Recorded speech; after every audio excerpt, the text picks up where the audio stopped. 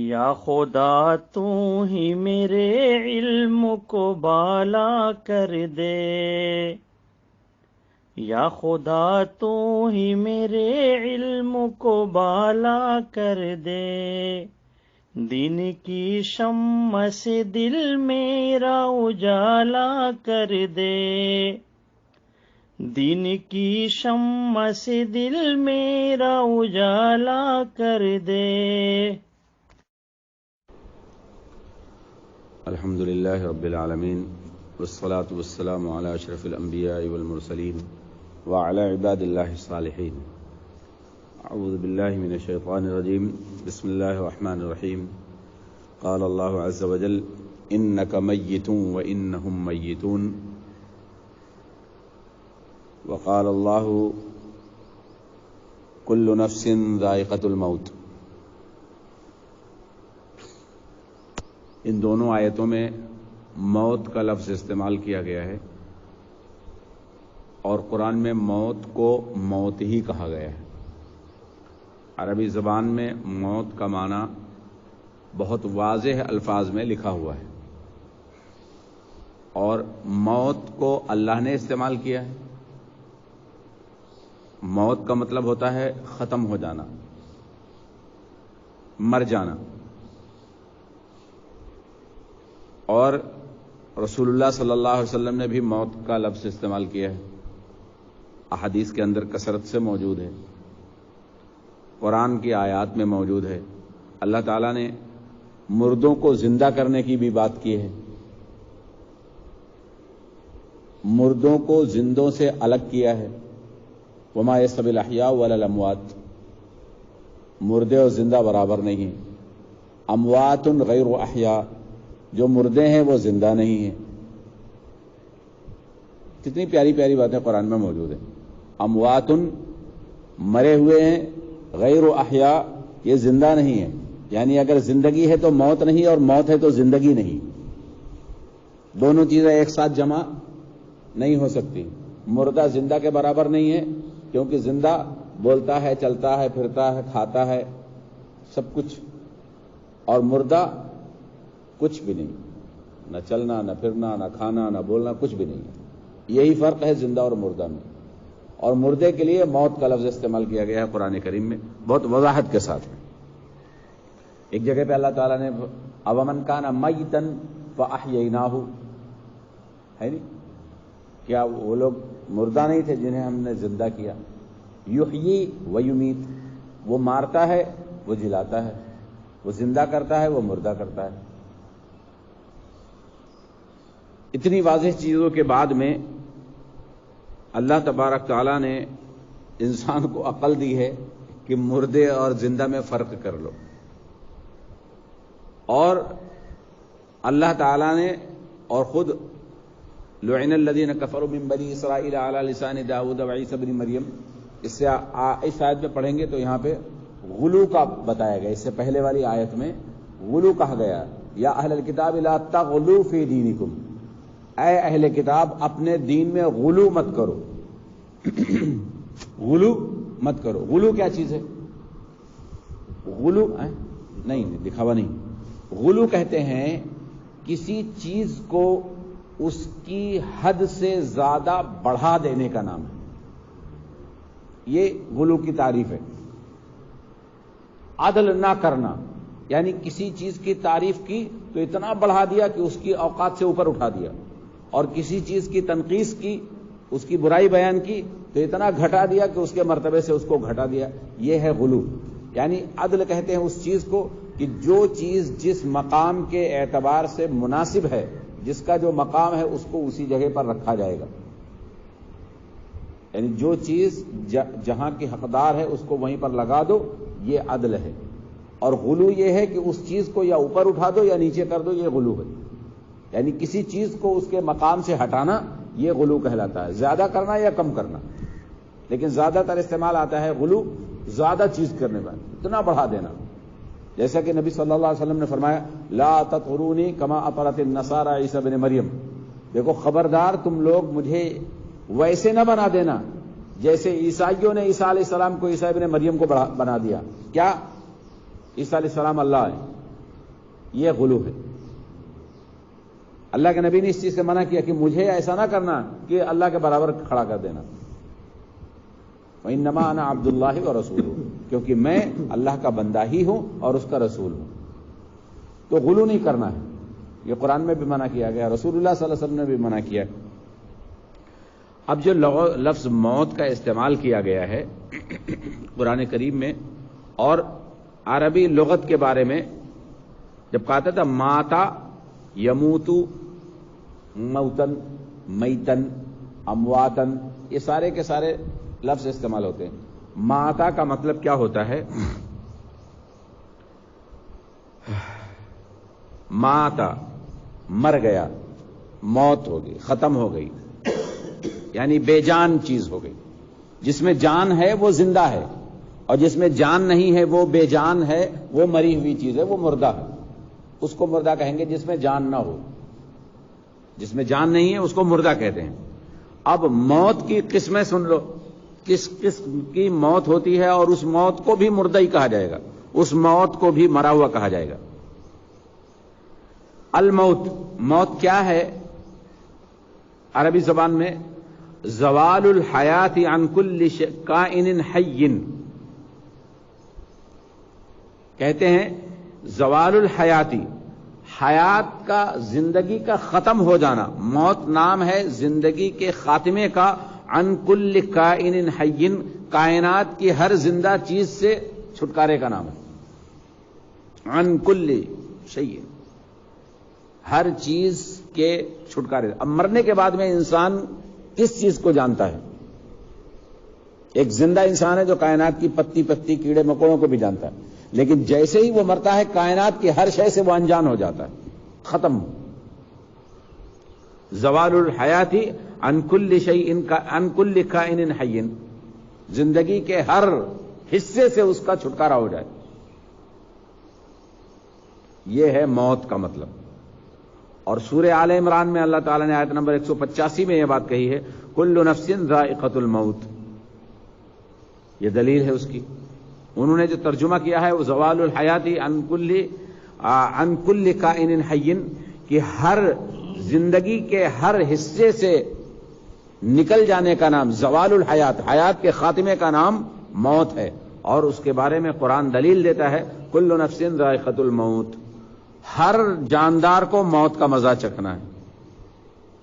کوئی ایسی چیز نہیں ہے جو زندہ ہو اور اسے موت نہ آئے. ختم ہو، خاتمے کا نام ہے موت، مر جانا. اب موت کی قسمیں. الموت الابیض، سفید موت، صاف ستھری موت. یہ کیا ہے؟ زوال الحیات عن الکائن طبیعیا والموت الطبیعی، یعنی جو عام موت آ جائے کہ انسان دھیرے دھیرے کر کے اپنے بستر پر یا آرام سے اس کو موت آ گئی، یہ موت کہلاتی ہے موت الابیض، یعنی صاف ستھری موت، کوئی دقت پریشانی نہیں. انسان اپنی موت مر گیا، کہتے ہیں نا طبعی موت مرا، تو یہ طبعی موت. الموت الاسود، یہ کون سی موت ہے؟ کالی موت. کالی موت. کالی موت کیا ہے؟ زوال الحیات خنقن، کہ انسان اپنے گلے میں پھانسی کا پھندا لگا کے خود ہی مر جائے. یہ کالی موت ہے، گھٹیا موت. پھندا لگانے والا پردہ کرتا ہے یا مر جاتا ہے؟ مولوی صاحب سے پوچھنا چاہیے تھا کہ خنقن کا جو لفظ استعمال کیا ہے، ابھی آپ نے پڑھا ہے نا، حرمت علیکم المیتۃ میں والمنخنقۃ والموقوذۃ، یہ موت کی قسمیں ہیں اس میں جو بیان کی گئی. والمنخنقہ، خنقہ بولتے ہیں یہ سانس رک جانا، گردن دب جانا، یا کسی طریقے سے گردن ٹیڑھی ہو جانا، یا گردن کا ٹوٹ جانا، یا پھندا لگا لینا، یہ ہے منخنقہ. تو یہاں پر بتا رہے ہیں زوال الحیات خنقن، کہ گلا گھٹ کر مر جانا، یہ کالی موت ہے، یعنی انسان اپنی موت کو اپنے ہاتھوں سے بلا لیتا ہے. الموت الاحمر، لال موت، ریڈ کلر کی موت. یہ کون سی موت ہے؟ زوال الحیاتی قتلاً، کہ کسی کو قتل کر دیا جائے، قتل کر دیا جائے، یہ لال موت ہے جس کو. الموت الزوام، یہ کون سی موت ہے؟ الموت الزوام اس موت کا نام ہے زوال الحیاتی فجأتن سریعتن، یہ وہ موت ہے جو اچانک آتی، فجأ، اٹیک، ہارٹ اٹیک ہو گیا یا ایکسیڈنٹ ہو گیا ایک دم سے ختم، سریعن جلدی سے مر گیا، یہ موت الزوام ہے۔ الموت الخوف الذعر الحزن، يطلق الموت ما يقابل العقل والإيمان نحو في التنزيل أو من كان ميتا فأحييناه وجعلنا له نورا يمشي به في الناس۔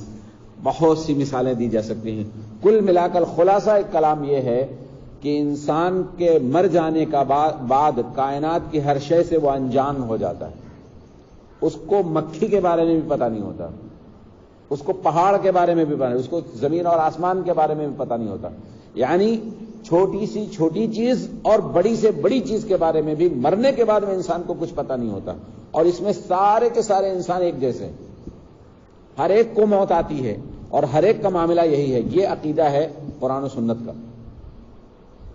مولویوں نے کیا نکال رکھا ہے؟ پردہ کر گئے۔ اب پردہ کس سے کر گئے یہ نہیں بتاتا ہے۔ ایک صاحب نے سوال کیا کہنا کہ وہ نبی کے بارے میں یہ نہیں کہنا چاہیے کہ نبی کا انتقال ہو گیا، نبی مر گئے، نہیں، وہ پردہ کر گئے۔ انہوں نے کہا یہ پردہ کاہے کر گئے؟ یہ تو پورے قرآن میں کہیں نہیں استعمال کیا گیا ہے، یہ موت پردہ ہے، پوری حدیث کے ذخیرے میں کہیں لفظ استعمال نہیں ہے، صحابہ کی زندگی میں یہ لفظ کہیں استعمال نہیں کیا گیا پردے کا، کہ صحابہ نے نبی کو کہا ہو کہ وہ پردہ کر گئے۔ یہ پردے کا لفظ ہی نہیں آیا۔ پردے کا مطلب ہوتا ہے چھپنا، تو نبی چھپے ہوئے ہیں، کس سے چھپے ہوئے ہیں؟ زندگی بھر تو ابو بکر عمر کا ہاتھ نہیں چھوڑا ہے، اور اس کے بعد میں پھر ابو بکر اور عمر سے چھپ گئے، اور چھپے ہیں تو کب تک چھپے رہیں گے؟ ازواج مطہرات کو چھوڑ دیا ایسے ہی نبی نے، ان کو تکلیفیں ہوئی، ان کو پریشانیاں ہوئی نبی کے انتقال کے بعد میں، اور نبی چھپے چھپے سب دیکھتے رہے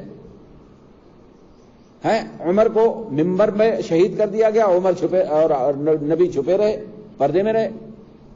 حضرت عثمان کو 40 دن گھر میں محاصرہ کر کے مدینے کے اندر شہید کر دیا گیا، اور نبی پردے میں رہے، چھپے رہے، اور سب جانتے بھی رہے۔ یہ مشترک عقیدہ ہے دیوبندیوں بریلویوں کا۔ راستہ یہ دکھاتے ہیں، کلے بازیاں بریلوی کھاتا ہے،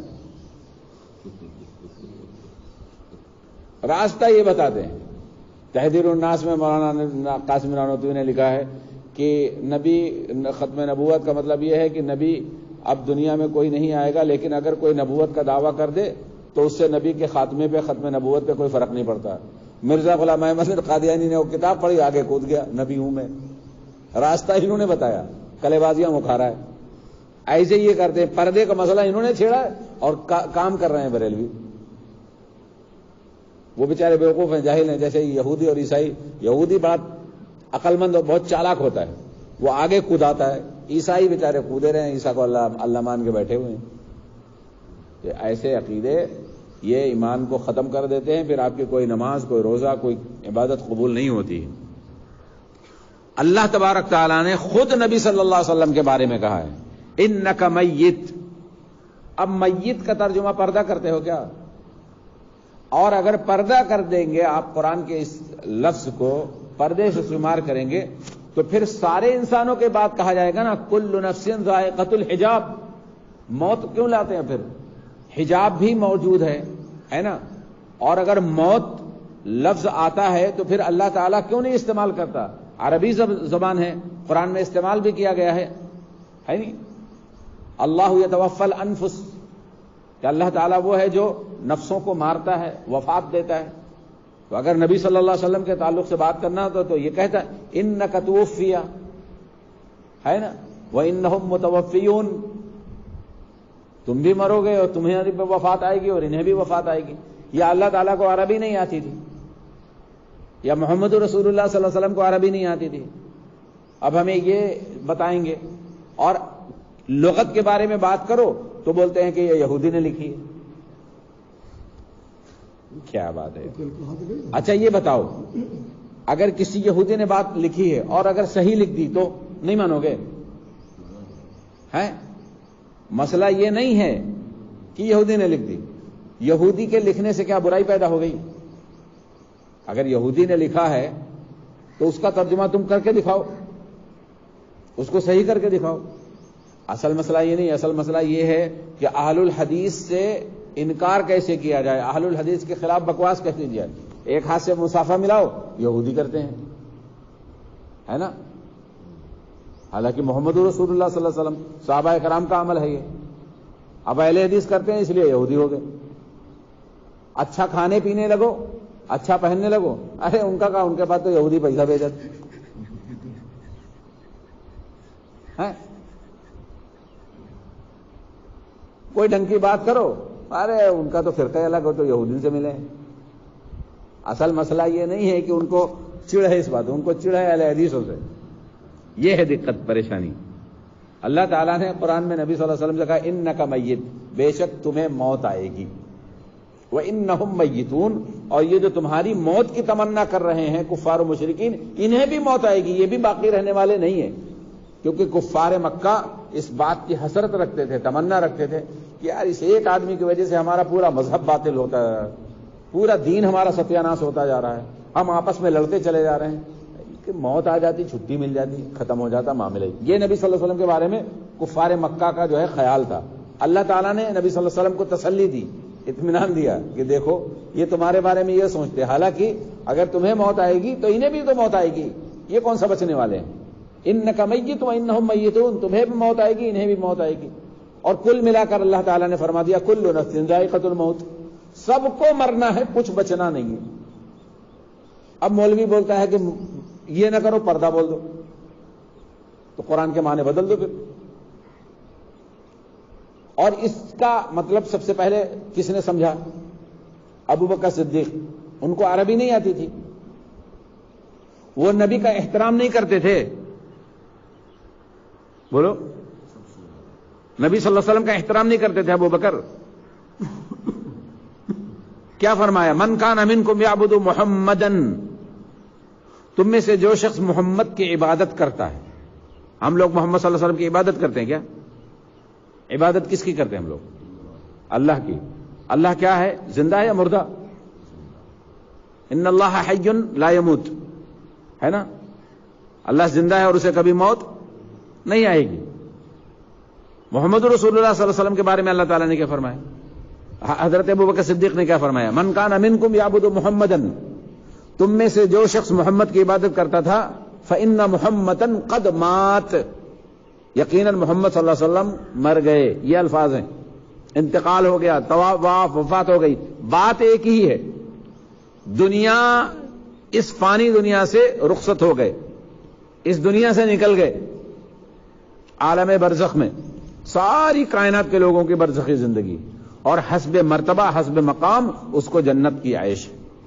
نبیوں کا مقام سب سے اعلیٰ, اور نبیوں میں سب سے اونچا مقام محمد رسول اللہ. یہ ہمارا عقیدہ ہے.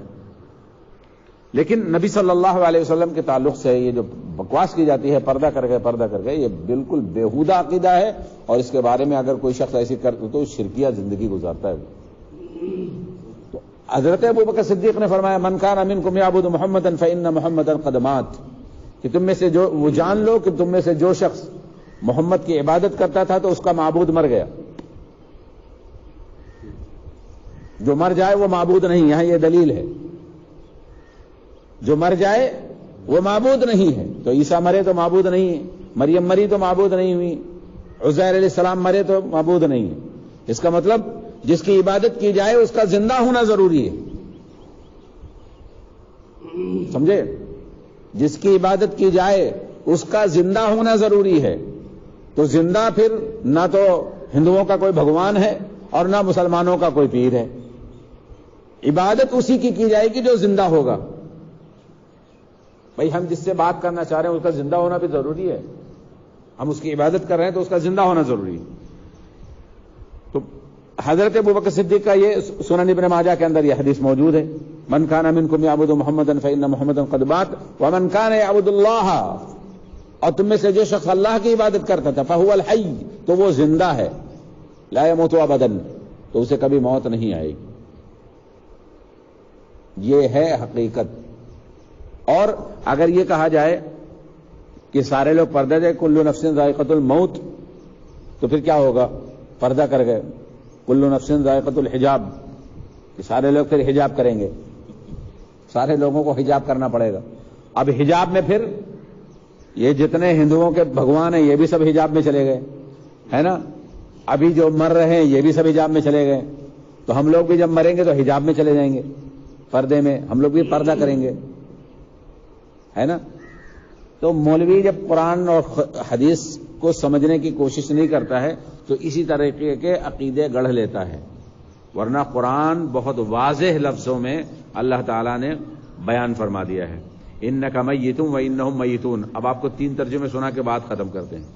ایک ترجمہ ہے مکہ میں جو یہ لوگ کہتے ہیں کہ حنبلی ترجمہ ہے، ٹھیک ہے، وہاں کہتے ہیں انک میت و انہم میتون و انہم میتون، یقیناً خود آپ کو بھی موت آئے گی اور یہ سب بھی مرنے والے ہیں. یہ ترجمہ ہے مکے کا. دوسرا ترجمہ ہے دیوبندیوں کا، انک میت و انہم میتون، تفسیر بیان القرآن. اس میں فرماتے ہیں انک میت و انہم میتون، اے نبی صلی اللہ علیہ وسلم یقیناً موت آپ پر بھی وارد ہوگی اور یہ سب پر بھی مرنے والے ہیں، اور یہ سب بھی مرنے والے ہیں. یہ دیوبندیوں کا ترجمہ ہے نا. کل دیوبندی یہ کہہ رہا تھا کہ پردہ کر گئے، اور دیوبندیوں کا عقیدہ یہ ہے کہ مر گئے. ان سب کو بھی مرنا ہے، یعنی جو نبی کے دشمن تھے، اور نبی کو بھی موت آنی ہے، آپ پر بھی موت وارد ہوگی. موت کہا ہے، پردہ نہیں کہا ہے. اچھا، اور تیسرا ترجمہ ہے تفسیر القرآن کا، انک میت و انہم میتون. کفار مکہ بسا اوقات یہ آرزو کرتے تھے کہ اگر یہ نبی مر جائے تو سارے جھگڑے ختم ہو جائیں.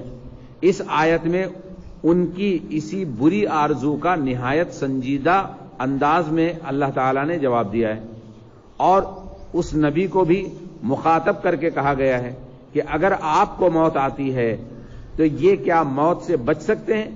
پھر یہ کیا معاملہ، پہلے موت کس کو آئے گی؟